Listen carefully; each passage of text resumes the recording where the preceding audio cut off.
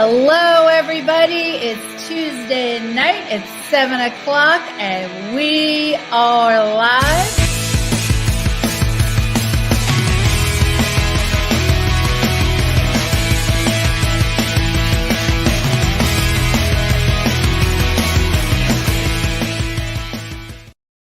Hello, everybody. It's Tuesday night. It's 7 o'clock, and we are live.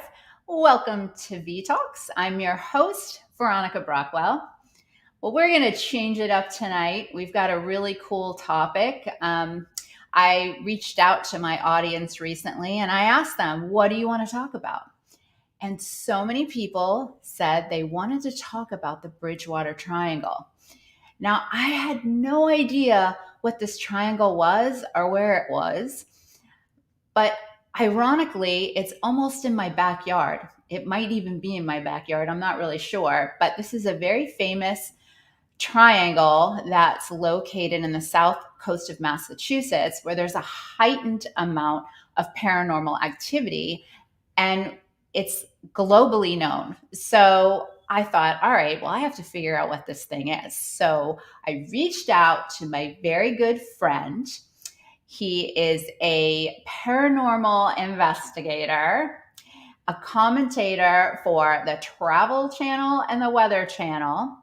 There's such a long list here. He is the host of Midnight FM. He is an author. He is a television writer, producer. And as I said, he's my very dear friend, and he's so fabulous. And I'm going to bring him on, and his name is Tim Weisberg. All right. What is happening? There we go. Sorry about that. I know. Paranormal. It was a Pukwudgie that did that. It could very well have been, yeah. We're going to talk about that. Hi.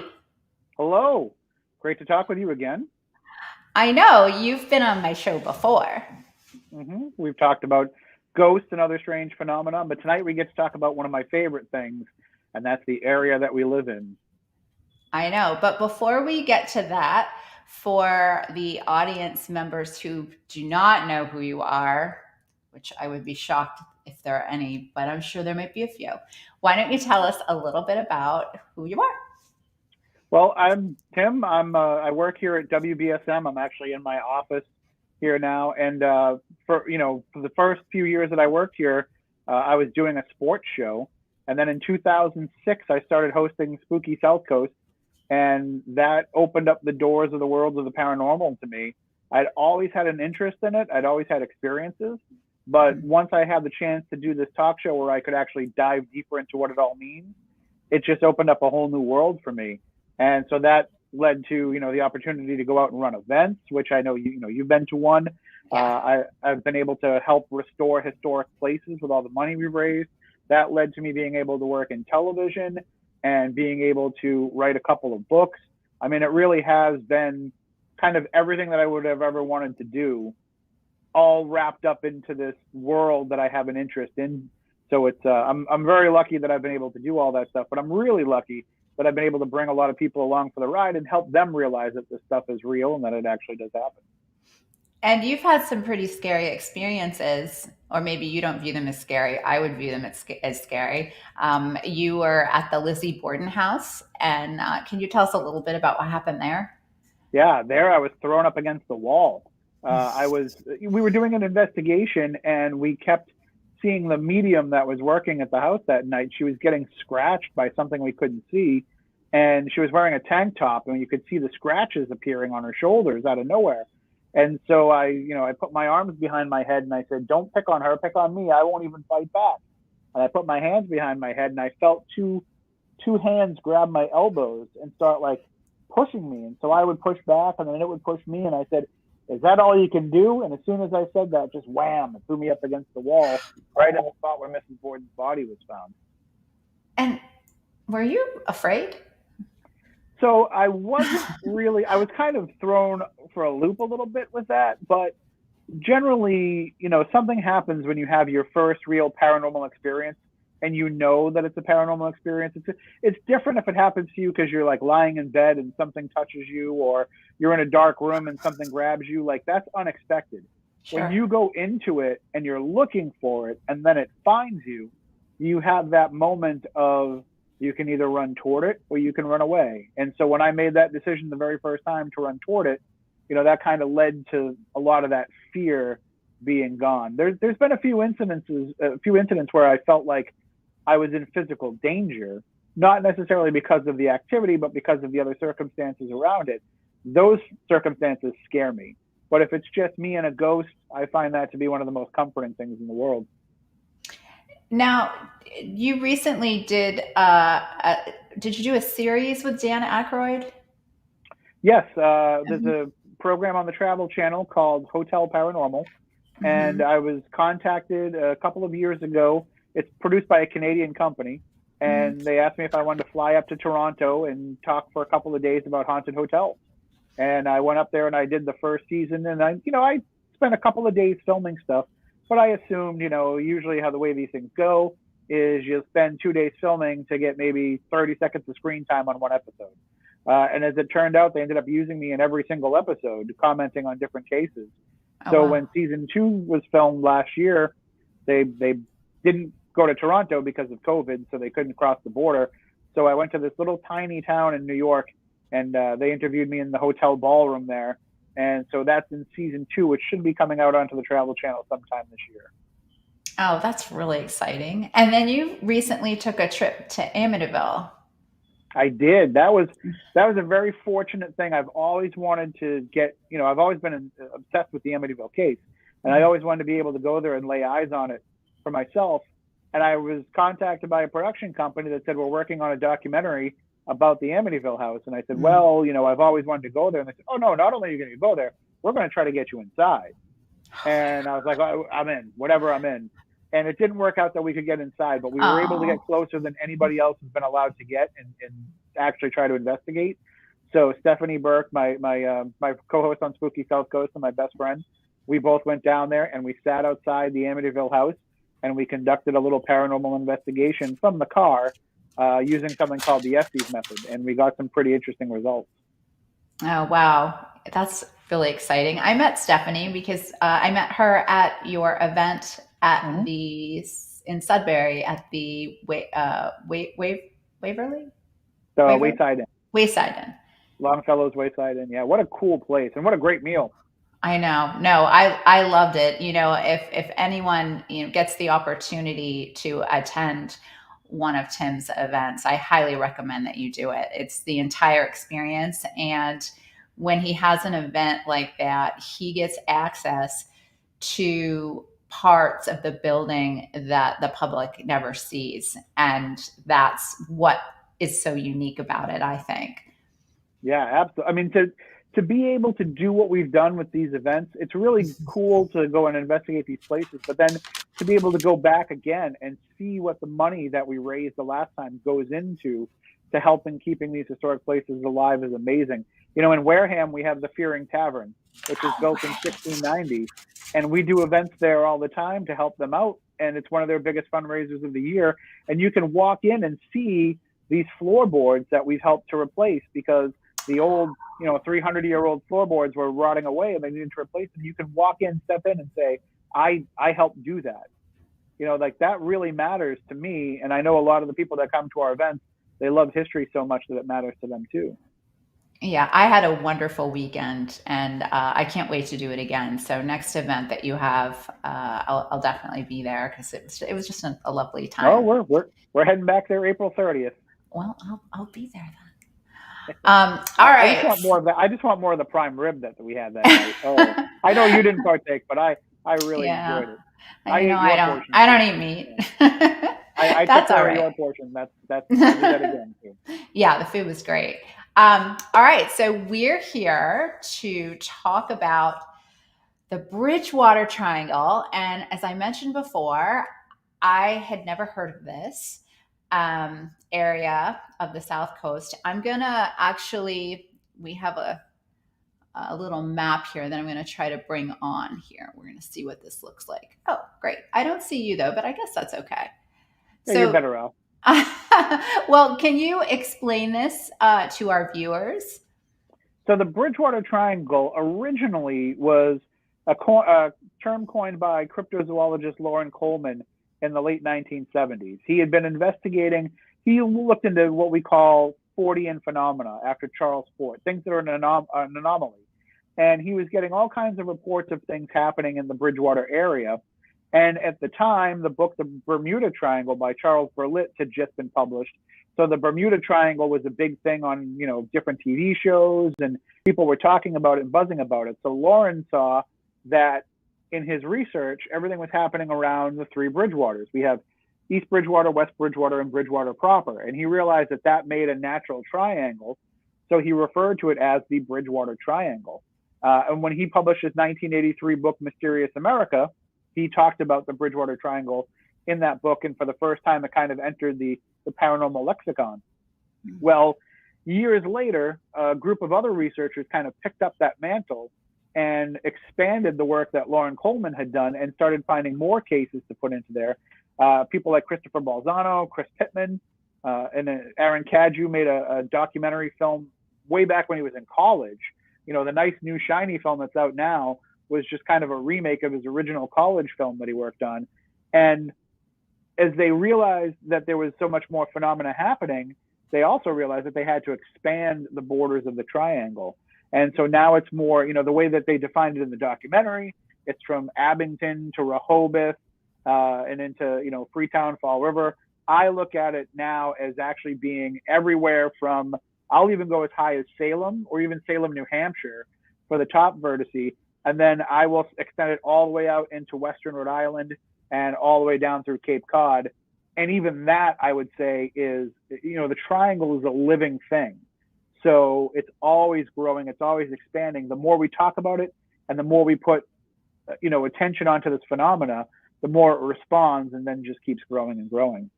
So explain why that is. I think the reason why is because there is a force behind it. So this isn't just a matter of, just a window, one window. John Keel called these places window areas. And as such, it has to be a window into something else. And in my opinion, and what I've found through my research is it's a window into almost like another dimension. So as, think about it like this. If you're on a cruise ship and there's two people in the cabin, a little porthole looking outside is enough. So that little window will get enough to have the people that are trying to look into it be able to look through it. But as you want to have more and more people be able to see, that little porthole isn't enough. So it's just going to keep growing and growing and growing to the point where, everybody's standing on the deck of the ship and looking at the scenery around them. And that's, I think, the point that we're getting to is more people are interested in the paranormal and interested in the phenomena of the Bridgewater Triangle. We need a wider window into that other dimension. So it's just going to keep opening more and more. So let's talk about some of the things that have been occurring that you would connect to being paranormal.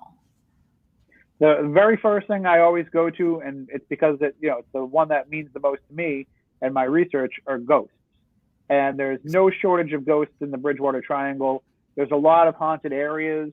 There's a number of haunted schools, former hospitals, jails. All the places that you would expect there to be dark, mysterious energy. We have all of that. But we also have lots of other kind of positive hauntings as well. Think about places like amusement parks. The former Lincoln Park in Dartmouth, which is now apartment buildings, but that had a haunted energy to it. And not all of it was associated with tragedy. Edaville Theme Park in Carver has a lot of energy associated with it, and not all of it is negative. And we see a lot of that kind of balance of both the good and the bad, but it's still paranormal energy. So I think ghosts here are certainly, I'm a little bit biased because I live here, but also I think you can't go to other places and talk to ghosts from the 1600s, or it's not as easy to find ghosts from the 1600s. Whereas here we're surrounded by all of that, and we can go into the Fairing Tavern or go to Salem or go to Boston and go to these places and connect with, our ancestors of the past whereas if you go out to a place like California, they think it's really cool to talk to somebody from 1930. You know, it's like, you think that's fun? Come talk to somebody from 1730. I had an experience at the Fairing Tavern. Really? Yeah. Yeah, I was there.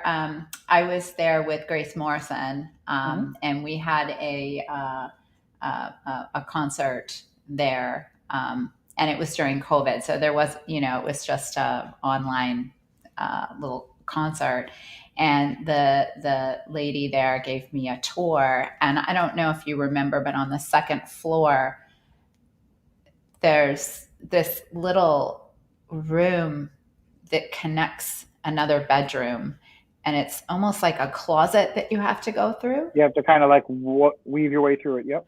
You know what I'm talking about. Mm-hmm. That does not feel good in there. If you No, ever walk there, I don't know. I walked through there and I was not happy. I felt really strange. And then there was a name that kept coming to my, just coming in my brain. That was Daniel. And I was like, who's Daniel? And then and then I started looking through this book, and there was a Daniel Fearing. Oh wow! So I was like, wow, this is something, you know. Yeah, I've had lots of cool experiences in that place, and there's always rumors and legends that pop up around those things. And the legend was, that little closet area was where they would house, because the family was supposedly loyalists, and they would house British soldiers in that little closet. Well, it turns out through the research that that's probably not the case, and it really is just a matter of trying to make two sections of the house that didn't fit together. But that doesn't take away that weird feeling when you're in there. I mean, I've experienced it myself too. You've experienced in that little a very heavy uneasiness when you're in that space. Yes, 100%. I did not like how I felt when I crossed through, and when I crossed through that area. That's interesting. So, all right, we've talked about ghosts. So, what other things have have people witnessed in this triangle? Another really big common occurrence are UFO sightings. And if you look back through history, some of the earliest UFO reports coming from this land, this country, came way back in the 1600s when the colonists first came here, and the governor of the Plymouth colony and later the governor of Massachusetts Bay Colony, they were all writing in their works about people reporting seeing these flying ships in the sky. And nowadays it's easy for people to say, oh, that was a blimp, that's a drone, that's a plane. But in the 1620s, they didn't have those things. No. So when they're seeing weird things in the sky, there's no, lights in the sky. There's very few explanations for what that could be. And we have reports going that far back. We had the famous home plate shaped UFO that was seen over Route 24 by Channel 5 news reporters. And so they recounted that story in the Bridgewater Triangle documentary. In my life, I've had three or four solid UFO sightings. And they all happened in the Bridgewater Triangle, including one on my own front porch. So there's got to be something to all of these strange lights and shapes and objects that people see in the sky. And I know people that live in this area that claim to have been repeated alien abductees. So it goes beyond just seeing the lights in the sky like you can see in a million other places. Here we actually have contact with those beings, or supposed alleged contact. And what is your personal opinion on UFOs? What do you think they are? So this is where we get into, like, I have kind of an out there theory of what the paranormal is. That's okay. But I look at it like this. I think it's all the same source energy, and it just manifests in different ways. So I don't think that I think people do see UFOs, and I think that they do encounter these alien beings, but I don't think that they are extraterrestrials that are flying millions of miles across the galaxy in these metal ships. I mean, I've had the opportunity, I've been lucky enough a few times to interview Neil deGrasse Tyson, and he has told me outright, like, all of the math and all of the things that would be involved in having that happen. And it seems very, very unlikely that we would have these beings traveling here. But it seems far more likely to me that the aliens of today might have also been the fairies of a couple hundred years ago, and maybe some of these mysterious gods of thousands of years ago, that these could all be the same phenomena kind of manifesting in different ways, because we always need a boogeyman. And as we advance as a society, our boogeyman is going to advance too. So where we think we've conquered everything here on Earth as much as we can, it would only make sense that our next scary boogeyman would have to come from the sky. And you've seen UFOs. Have you encountered a being from? Thankfully not, knock on wood, because I would never want to have that happen. But my co-host on Spooky South Coast, Matt Moniz, he's convinced that I was abducted at some point, because I have some very interesting stories about that, but I would like to think that that's not happening. And the lights that I saw and the weird things that I saw in the sky were hopefully far enough away from me. So I know we digressed from ghosts, but I would like for you to talk about shadow people, and I believe shadow people would be part of the Bridgewater Triangle. Absolutely. I mean, one of the best places to have an encounter with shadow people is at the Oliver Estate in Middleborough, which is right in the heart of the Bridgewater Triangle. And every time I go there, I encounter shadow people in the basement, and I've had so many different experiences with them there. Some feel that shadow people are ghosts that are trying to manifest, that they're trying to become full-bodied apparition, but they just don't have enough energy. Others feel that shadow people are completely their own different type of entity. And others feel like it's, it could be an otherworldly being. Others feel like it's something that lives among us anyway, and that sometimes we just have the right factors to encounter them. All I know about shadow people, in terms of what I've definitely made my mind up on, is that there is an intelligence behind them. Because the first shadow person experience I ever had, I saw a number of these shadow people over the course of a night, including a procession walking right by me. And later on that night, I encountered this one lone shadow figure that myself and the other investigators kind of coaxed to come down this long hallway and come and talk to us. And we saw this dark black mass walking toward us, and it slowly made its way closer and closer until it was standing right in front of me. And then I held my hand out, and it actually picked my hand up in its hand and started shaking my hand. So and what did that feel like? It felt like a human being grabbing my hand and pumping it up and down. It felt as solid as you or I, but yet there's nothing there in front of me except this dark silhouette of what could be a person. Now, when I was at your event, didn't you mention some people they saw a shadow person there, right, in the basement? There has been some interesting reports of shadows over the course of the night, and I didn't see any during my investigation. And sure, you and I both went to the Ford room later on, and we were trying to see if anything like that manifested. But after everybody had left, we were packing up everything, and all I said was, "Hey, you guys saw the basement already. I never saw the basement. Can you take me down there before we go?" And so myself and 3 other people went down into the basement, and in this storage area in the oldest part of the basement, we closed ourselves in. We closed this. There's this little tiny door you got to kind of shimmy under to get into this room, and we closed ourselves in. And as we were in that room, once our eyes started to adjust, we would see these figures kind of approaching us, standing right next to us, walking in between us, and interacting with us. So definitely, when I go back in April, that's going to be one of the first places I'm going to try to go to, because I want to make that happen again. Yeah, I'm on the fence. I'm going there. I don't know. I get a little nervous about that stuff, but I don't know. We'll see. I'm a little scared. Yeah. I've had people run out of the Oliver Estate because the shadow figures down there get so intense that they came around and they were staring a woman right in the face. And when she looked at it face to face, she was like, "Nope." And she took off the stairs. We were only about 45 minutes into a 6-hour event. She got right in her car, drove away, and I never heard from her again. So, I mean, it's all in how people are going to, take it. But like I said, you have to decide, are you going to walk toward it or are you going to walk away from it?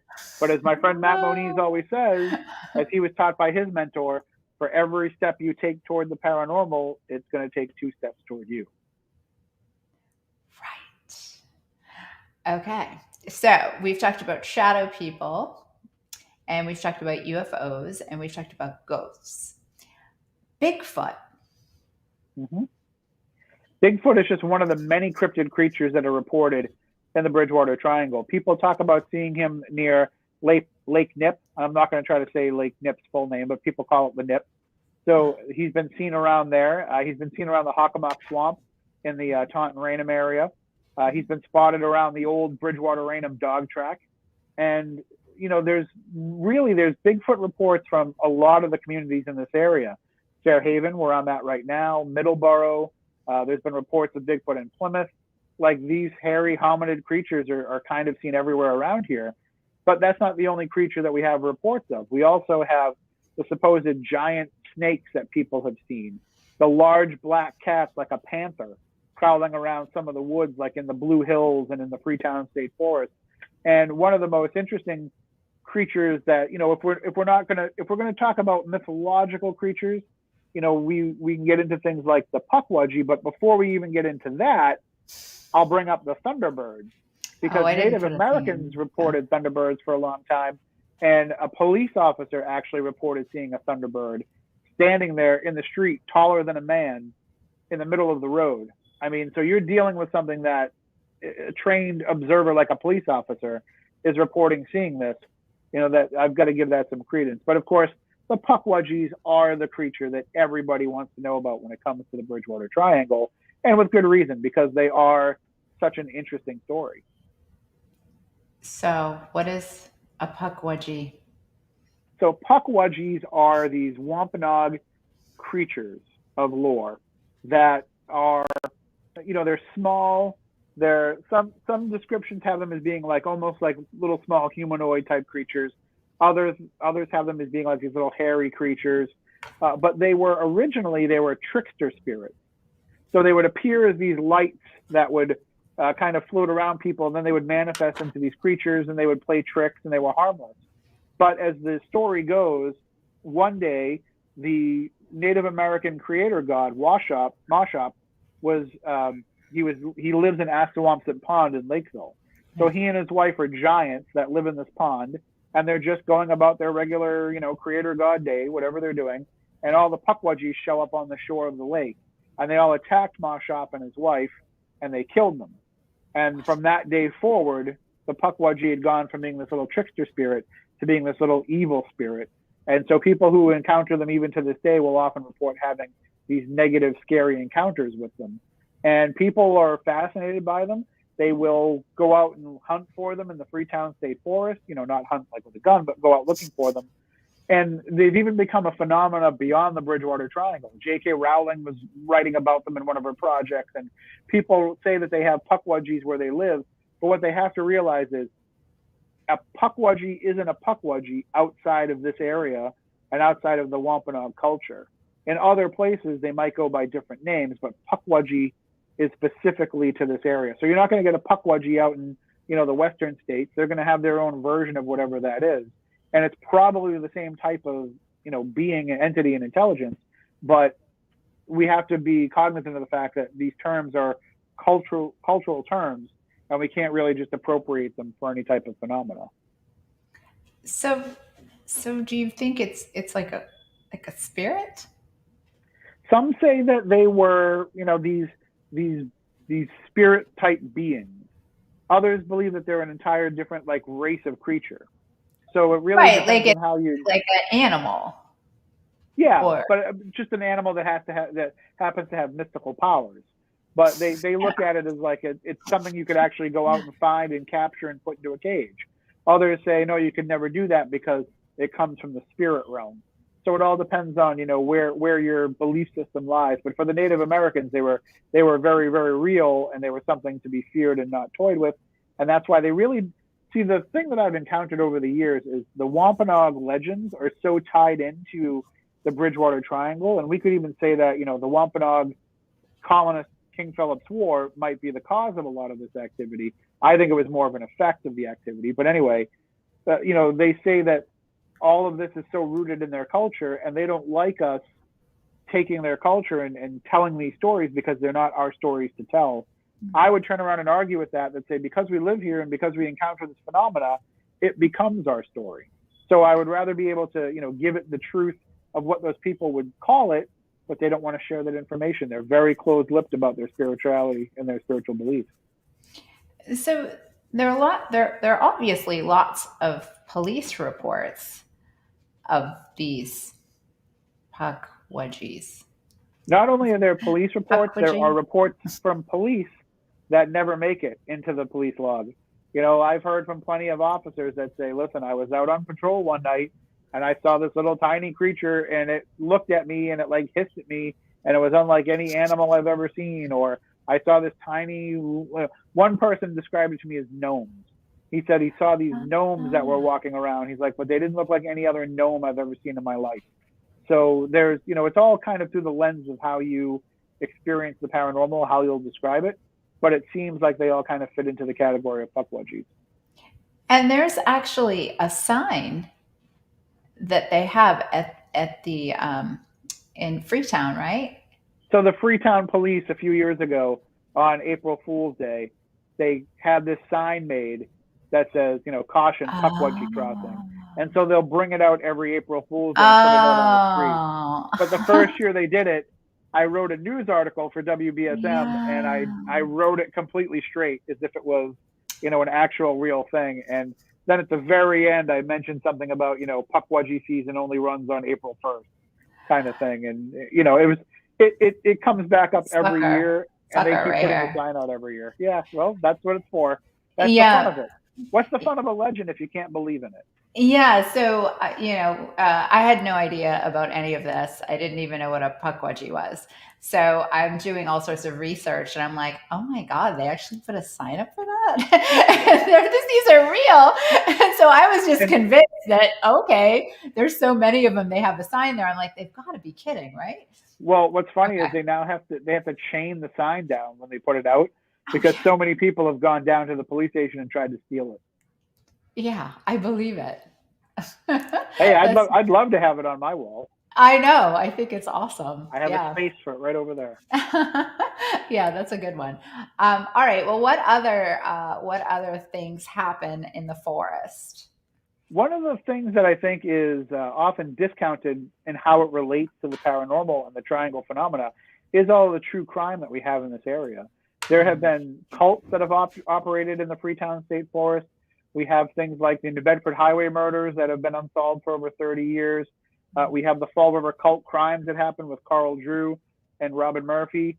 We have, if you look at some of the statistics, which Chris Balzano did when he wrote his book, Dark Woods, Cults, Crime, and the Paranormal in the Freetown State Forest, he started looking at a lot of these statistics and realized there's a higher percentage of mental health issues and criminal mental health issues in this area. And it's probably that this triangle phenomena, whatever it may be, weighs on people differently here. And it has an effect on our psyche. And then in turn, we're feeding back into that. So it's not surprising to me to know that we've had, Aaron Cadrew and I recently did an episode of my Midnight Society show where we went through all the crimes that have happened in Bristol County over the past, 40 years. And it's amazing how many unsolved murders there are. Of course, that's going to happen everywhere, but the brutality that's involved and the fact that there's so many crime cases that make national headlines here, there's got to be something to all that dark energy being exerted in one place. One of our viewers asked a question. Does this resonate with you? Oh, you're talking about the Redheaded Hitchhiker of Route 44. Okay. The Redheaded Hitchhiker is a great legend of the area. This takes place on the Rehoboth-Seekonk line. And the way the story goes, if you're driving down Route 44 and you get to that area, you may see this man standing on the side of the road. And he's wearing a red flannel shirt and dirty jeans and boots. And he has long red scraggly hair and a big bushy red beard. Mm-hmm. And he's got his thumb out looking for a ride. And so people say that they will pull over and he will get into the back seat of the car. Even if you're the only person in the car, he insists on getting in the back passenger side of the car. As you drive, you'll turn around and say to him, hey, buddy, where are you going? And he won't say anything. He'll just point and have you going in the same direction you were already going. And as you start driving down the road, you try to have conversation with him, but he doesn't say anything. He just keeps staring straight ahead. And his eyes are said to have just these dark circles for eyes with no life in them.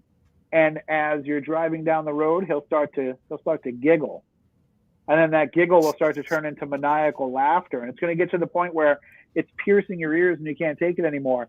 And people say they pull over and they turn around and they tell him to get out, but when they look, he's already gone. And it's very unnerving. One person said as they were driving down the road after he had disappeared from the back of their car, she turned on the radio and could hear his laughter coming over the car speakers. And then she clicked off the radio because she didn't want to hear it anymore, and she could still hear it. And then someone else said that as he was driving down the road, going about 50 miles an hour, he looked out the window, and there in the window was the face of the redheaded hitchhiker following right along with the car. So whatever this character is, he has these supernatural abilities. And we would always tell the story as, as far as we know, nobody's ever died on that spot. We have no record of a redheaded hitchhiker that might have been killed. And then when I told this story in the stage show that we put on, someone came up to me afterwards and said, "Hey, I know that you said that there's no proof of a redheaded hitchhiker, but my brother was an EMT in Rehoboth in the late 1970s, and he was always, weighed down by the fact that he had to respond to a call of a young man who looked just like that, who was tragically killed on that stretch of road." So maybe there is some truth to that legend, but redheaded hitchhiker, archetypes are seen on all kinds of different roads, up and down Route 44, going all the way into Texas where it goes. And it's been seen, on other roads as well, like Route 6 in Marion. There's reports of there being a redheaded hitchhiker. So this archetype appears there's a lot of road ghosts that appear, but just like there's a woman in white at every cemetery, there seems to be a redheaded hitchhiker on every stretch of road. Well, even here in Mattapoisett, we have one of the most haunted roads. Oh yeah. Can you tell us about that? So I'm not allowed to. Okay. I've been asked so there's a cemetery on this road, Mm-hmm. and there's a legend that's attached to that road itself.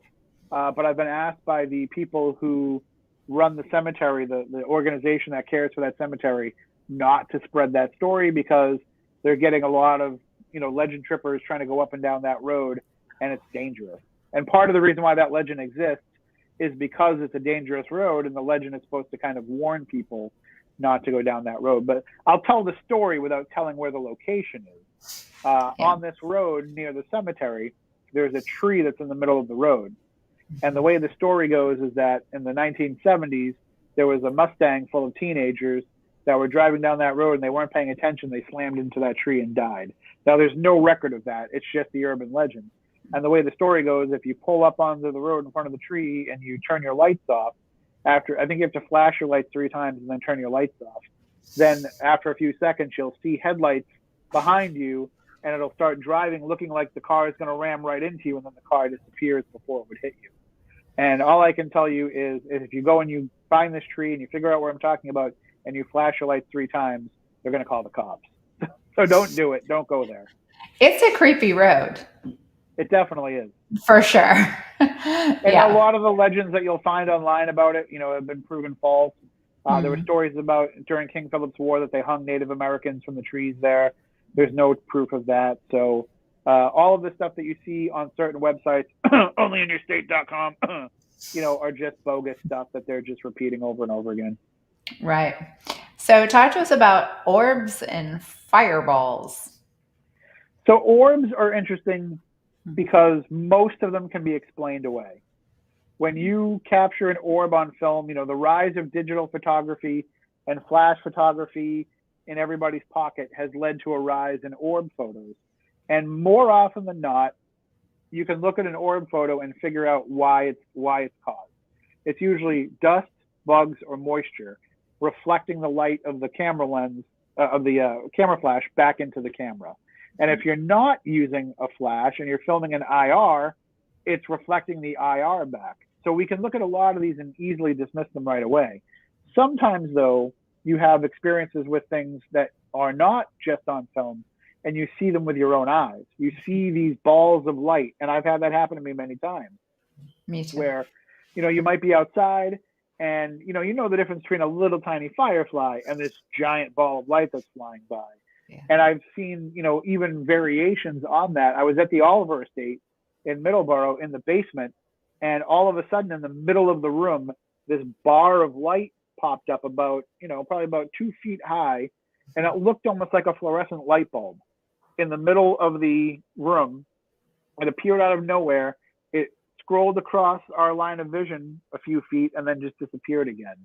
And to me, anomalous light like that, I have no explanation for what it could be. It's not a reflection of anything outside going through the windows. It's never happened again in all the times I've investigated there. So I have to look at that and say it's something anomalous. And I was told that you can tell the difference between dust and an orb, that dust actually has a ring around it. And yeah, we call it orb is corona. solid. Is this your take on that as well? Or well, so if you see the corona around the orb, then it kind of looks like the membrane around a cell. Then that's probably definitely something reflecting the light, like a bug, like dust, like moisture. If it has solidity to it, it's a little bit harder to debunk, but it's also, very common for dust and bugs and moisture to show up that way as well, especially when it comes to being a bug. It all depends on how the wings are flapping at that particular moment to reflect the light. So sometimes it'll look and you can see the wings and you clearly can say, oh, that's a moth or a fly or a mosquito. But other times, especially if it's really close to the lens, it could just be a round, solid light. So it really is very tricky. That's why generally when it comes to orbs, I throw them all out unless there's, also that visual confirmation of seeing it with your own eye. Mm-hmm. And I saw a reference to fireballs. Well, I'm sure that's probably, something that happens in conjunction with a lot of these, Native American stories and these outside spirits that we encounter, where you have in some places they call them will-o'-the-wisp, in some places they call it St. Elmo's fire. They're all these ideas of these phantom lights, these spook lights as they call them, and a fireball is one kind of manifestation of that. A lot of people around here tell stories of ball lightning, where these balls of light, and they come flying through the house, and they go in one window and they go out the other, and scientists will tell you, what are you talking about, ball lightning like that? Like that's not how it would work. So what you think is a scientifically explainable phenomena actually doesn't have the scientific explanation that we think that it does. We should have gotten into this earlier, but I want you to explain to your audience exactly what is a paranormal investigator, because I think there might be some confusion as to what it is that you really are doing. There's confusion in the paranormal community about what a paranormal investigator is, because in my definition of it, there's two different types of people who go out and look into this stuff. Mm-hmm. There's a paranormal investigator, and then there's what we call a legend tripper. And a legend tripper is somebody who just wants to go out and have an experience, just wants to be part of the story, just want to go out there and see if this stuff is true.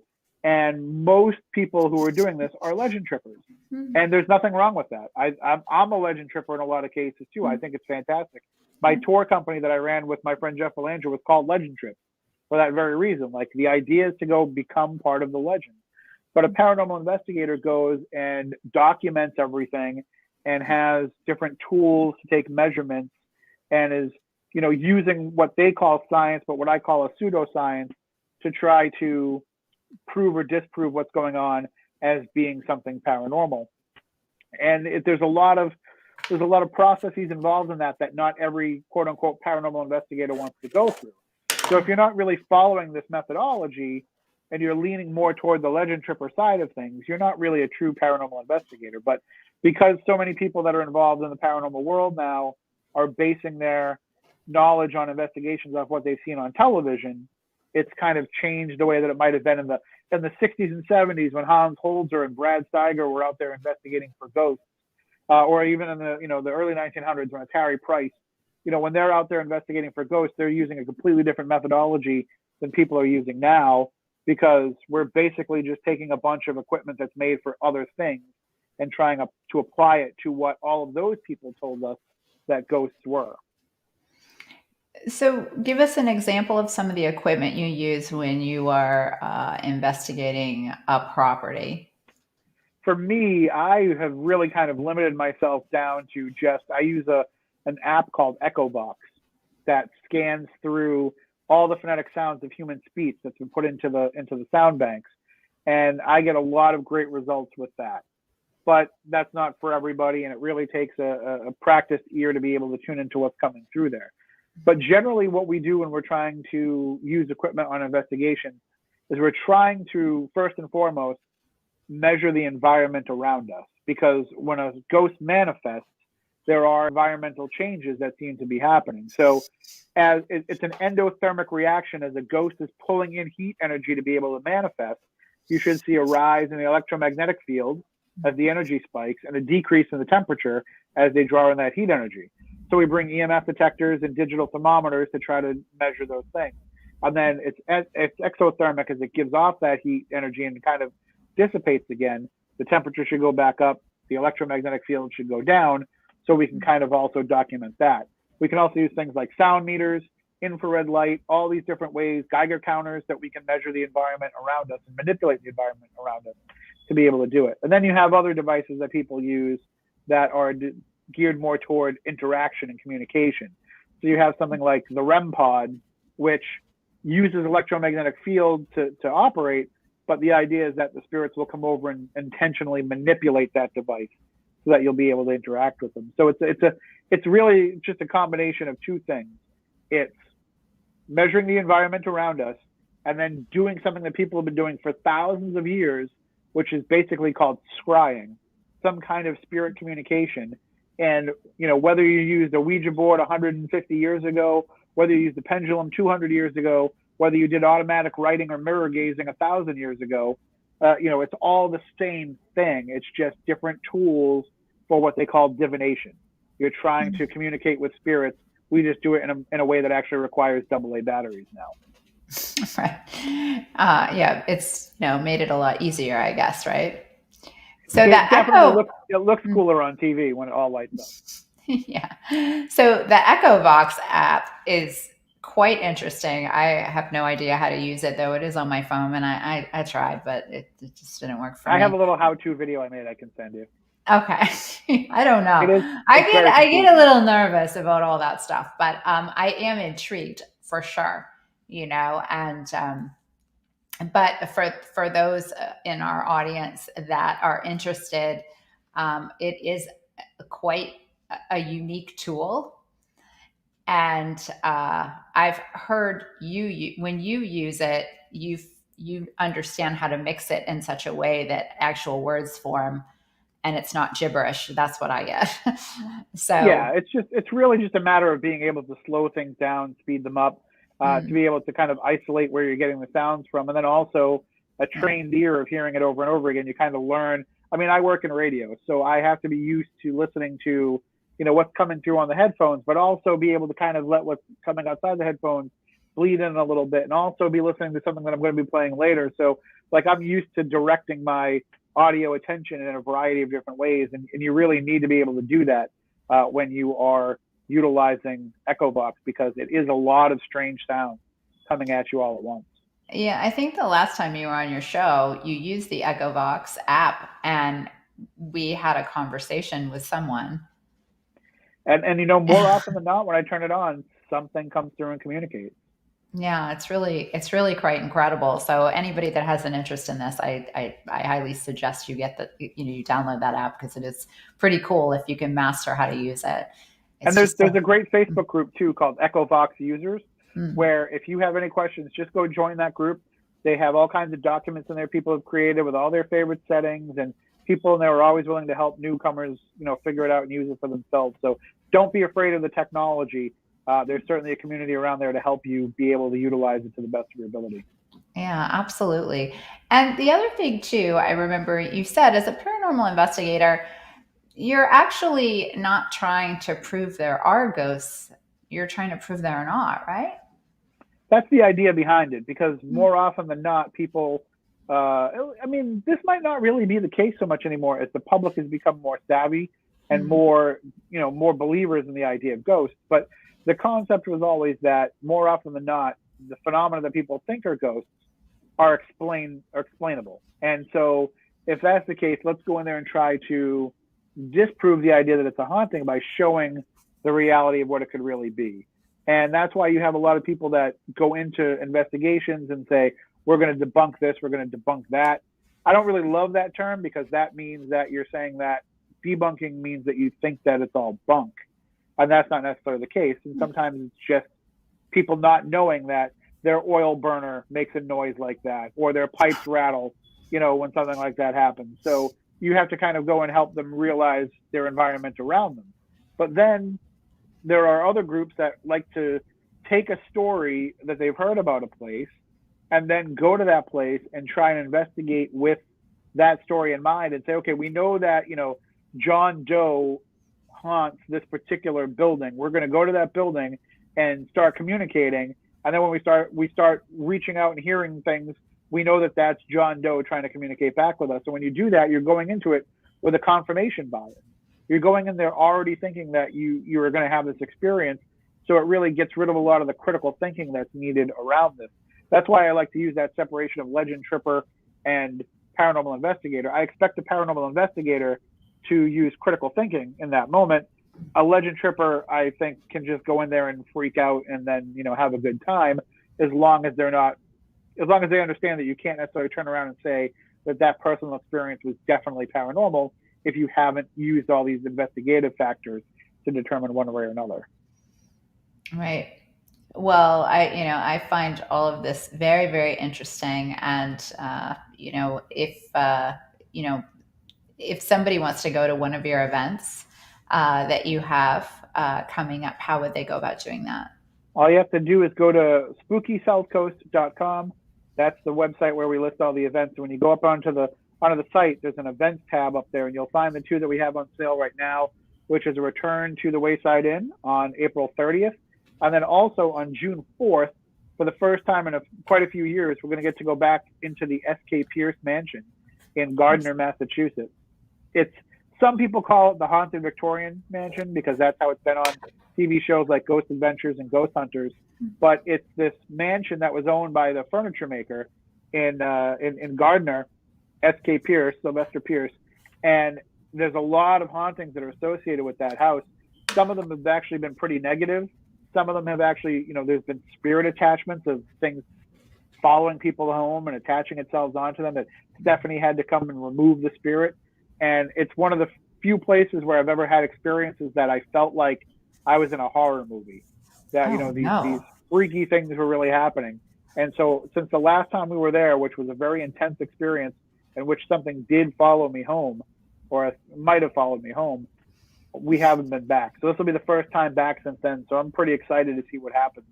And also, but they've also been doing such a great job there with all the renovations that I really can't wait to see how awesome it looks now compared to when I was last there like 3 or 4 years ago. Now, is it a hotel? Would you stay there? No, so the plan was to eventually turn it into a bed and breakfast. Mm-hmm. So the people who purchased it years ago, they live in New Jersey and they own a haunted attraction, like one of those Halloween walkthrough type places. Mm-hmm. And they originally were going to try and do the same thing with this location. And when they got there, they realized like it's so beautiful and it has such a history that it would almost be a shame to do that. So they really wanted to make it a bed and breakfast. And they've been slowly over the years doing all the renovations that it needs to get up to code for all that, because it was in very, very bad shape when they purchased it. The previous owners had bought it as their dream house and they were going to refurbish it and hope to be able to turn it into a bed and breakfast like that. But the activity just got so intense that they had to leave the property and go move to a place, an hour or 2 hours away and still make the mortgage payments on this place, to the point where they called me up one day and they said, do you want to buy the house? We'll sell it to you really cheap, because they just wanted to get rid of it. They wanted to be done with it.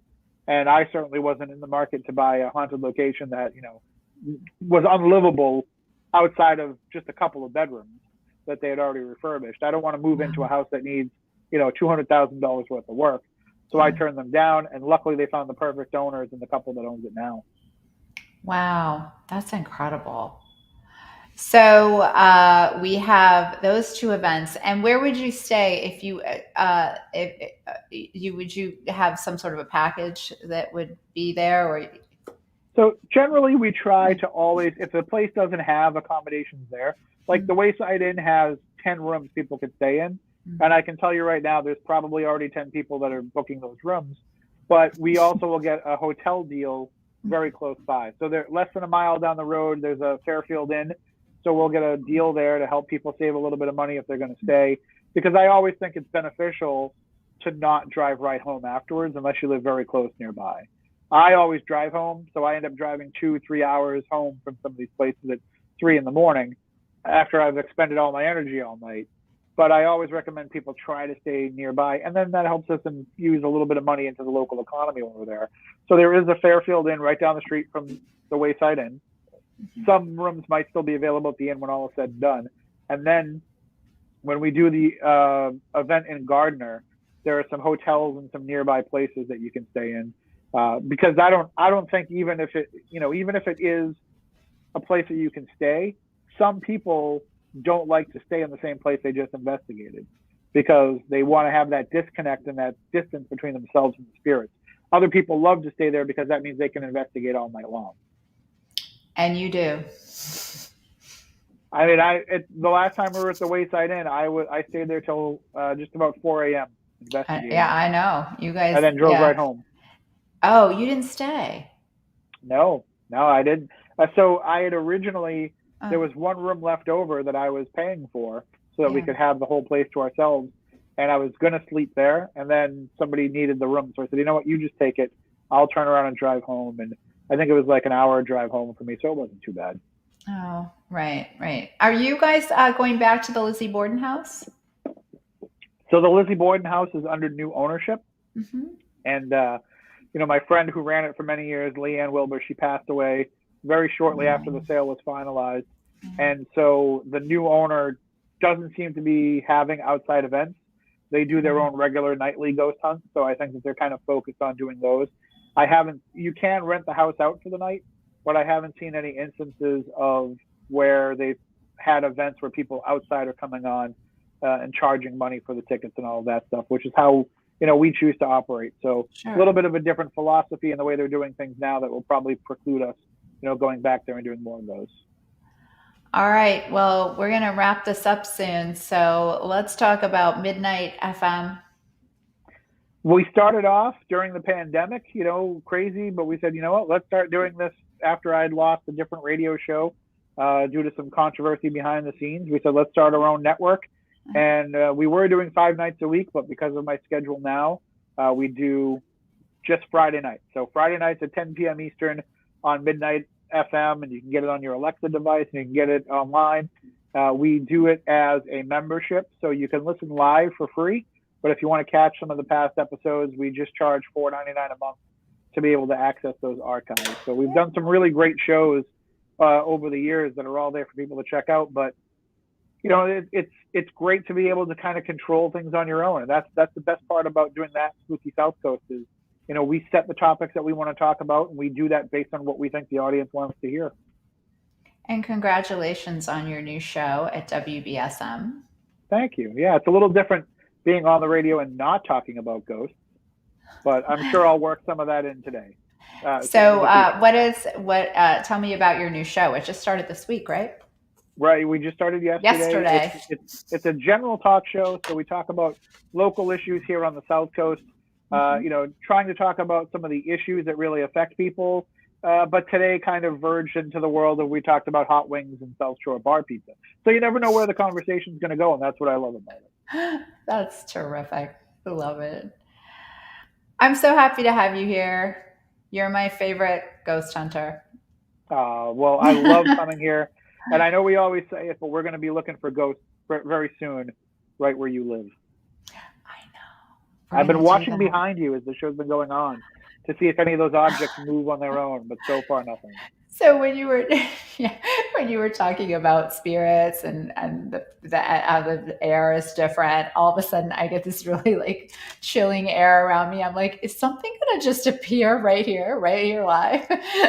It didn't. If it does, you'll have it captured right on film. I know, and this podcast will be very famous. That'll be it, right? Sure, absolutely. You'll go viral.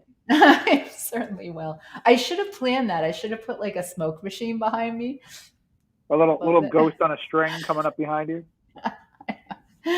All right, my friend. It was so great to chat with you, and good luck with all your wonderful projects. I will definitely sign up for your next event because I love it there. And yeah.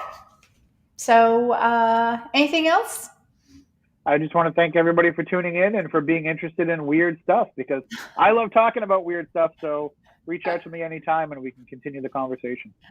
And we need to thank all of the suggestions that we had to talk about the Bridgewater Triangle, because it's not a topic I would have ever even considered. And so we really appreciate the viewers that suggested this topic. I learned a whole lot.